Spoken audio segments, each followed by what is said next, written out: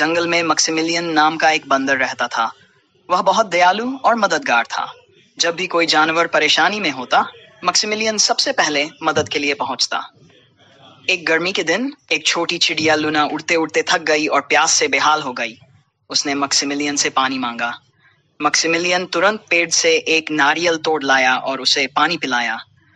Luna ने खुशी से चहकते हुए कहा, तुम बहुत अच्छे हो मक्सिमिलियन। जंगल के अन्य जानवरों ने भी उसकी तारीफ की और उसे मिस्टर हेल्पर कहना शुरू कर दिया। एक दिन मक्सिमिलियन खुद एक शाखा से गिरकर घायल हो गया। अब वह मदद नहीं कर सकता था। लेकिन तभी चिड़िया लूना, हाथी रघु और हिरन मीरा सब उसकी मदद को आगे आए। उन्होंने मिलकर मक्सिमिलियन की देखभाल की। जिज्ञासु रोबोट की रोमांचक यात्रा। एक समय की बात है। एक छोटे से गांव में एक अनोखा रोबोट रहता था जिसका नाम था R01। R01 कोई साधारण रोबोट नहीं था। उसमें इंसानों जैसी जिज्ञासा थी। वह हमेशा सवाल करता रहता था, आकाश नीला क्यों है? तारे रात में ही क्यों दिखते हैं? और क्या मैं भी सपना देख सकता हूँ? एक दिन उसने फैसला किया कि वह दुनिया घूमेगा और अपने सवालों के जवाब ढूंढेगा। अपने बैकपैक में कुछ जरूरी उपकरण और एक सौर पैनल लगाकर वह निकल पड़ा। सबसे पहले वह एक घने जंगल में पहुंचा।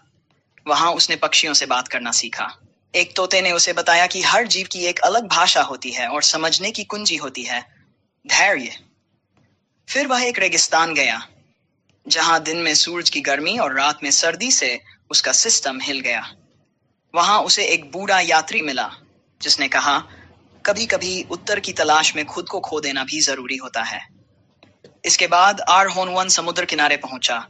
लहरों की आवाज उसे संगीत जैसी लगी। उसने पहली बार महसूस किया कि भावनाएं सिर्फ इंसानों तक सीमित नहीं हैं, मशीनों में भी दिल हो सकता है, बस वे उसे महसूस करना सीखें।